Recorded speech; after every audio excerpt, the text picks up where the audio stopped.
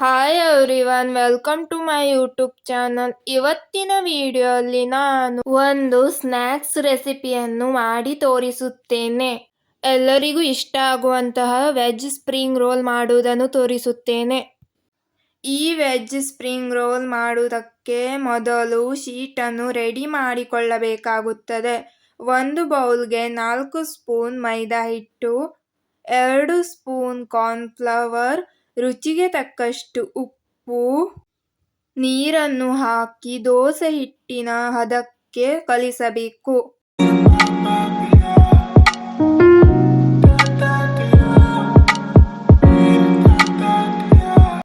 ಈಗ ಸ್ಟಫಿಂಗ್ ತಯಾರಿಸಲು 1 ಕ್ಯಾಪ್ಸಿಕಮ್, 1 ಈರುಳ್ಳಿ, 1 ಕ್ಯಾರೆಟ್, ಸಣ್ಣ ಕ್ಯಾಬೇಜ್ ತೆಗೆದುಕೊಂಡಿದ್ದೇನೆ. ಎಲ್ಲವನ್ನು ಒಂದೊಂದಾಗಿ ಚಾಪರಲ್ಲಿ ಹಾಕಿ ಸಣ್ಣದಾಗಿ ಚಾಪ್ ಮಾಡಿಕೊಂಡಿದ್ದೇನೆ.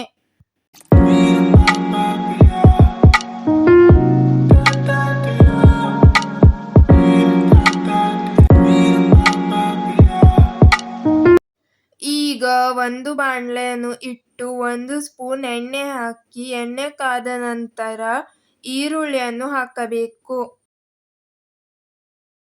ನಂತರ ಒಂದೊಂದೇ ತರಕಾರಿಯನ್ನು ಹಾಕುತ್ತಾ ಹೋಗಬೇಕು. ಎಲ್ಲವನ್ನು ಚೆನ್ನಾಗಿ ಮಿಕ್ಸ್ ಮಾಡಿ ಸಣ್ಣ ಉರಿಯಲ್ಲಿ 50% ಬೇಯಿಸಬೇಕು.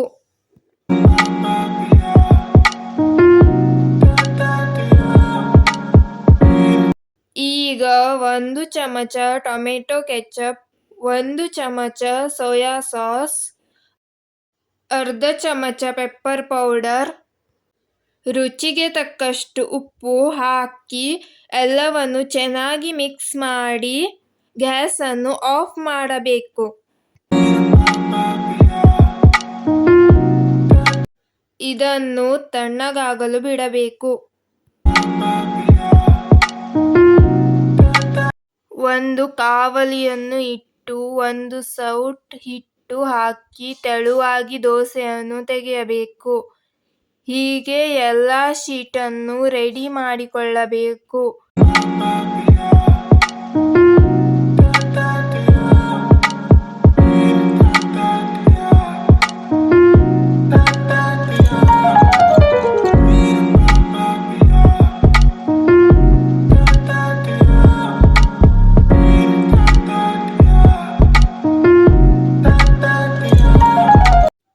ಈಗ ಒಂದೊಂದೇ ಶೀಟನ್ನು ತೆಗೆದುಕೊಂಡು ಅದಕ್ಕೆ 2 ಸೈಡಲ್ಲಿ ಮೈದಾ ಹಿಟ್ಟನ್ನು ಉದುರಿಸಬೇಕು ಹಾಗೂ ಸ್ಟಫಿಂಗ್ ಅನ್ನು ಅದರಲ್ಲಿ ಇಟ್ಟು 2 ಸೈಡಲ್ಲಿ ಮಡಚಿ ರೋಲ್ ಮಾಡಿಕೊಳ್ಳಬೇಕು.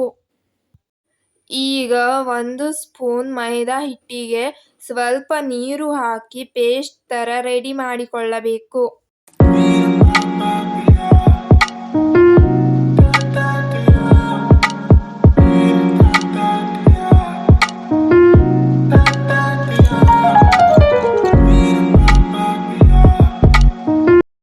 ಈ ಪೇಸ್ಟ್ ಅನ್ನು ಇದರ ಸೈಡಲ್ಲಿ ಅಂಟಿಸಿ ಫೋಲ್ಡ್ ಮಾಡಿಕೊಳ್ಳಬೇಕು.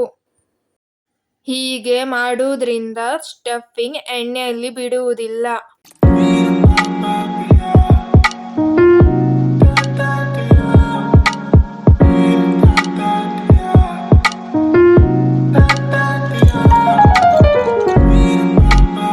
ಈ ಟೈಮಲ್ಲಿ ಒಂದು ಬಾಣಲೆಗೆ ಎಣ್ಣೆ ಹಾಕಿ ಎಣ್ಣೆ ಕಾಯುವಷ್ಟರಲ್ಲಿ ಎಲ್ಲ ರೋಲನ್ನು ರೆಡಿ ಮಾಡಿಕೊಳ್ಳಬೇಕು ಹಾಗೂ ಒಂದೊಂದಾಗಿ ಎಣ್ಣೆಯಲ್ಲಿ ಬಿಡಬೇಕು.